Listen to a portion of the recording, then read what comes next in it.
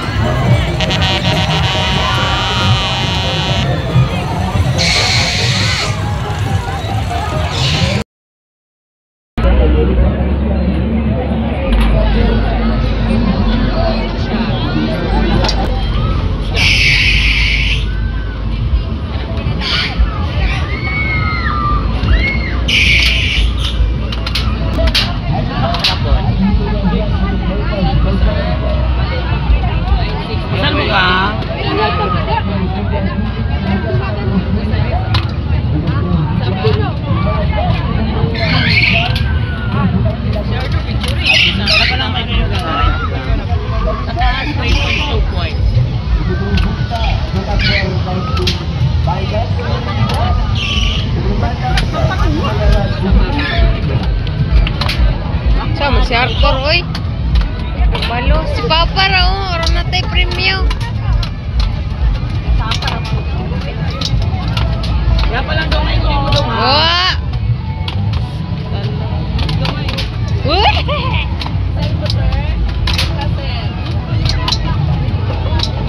Si Bala. Dili lang mo sa gilid din. 30 na Bala. At doon nagtatapos ang lahat guys. At yun lamang po at bye-bye! At salamat sa panonood!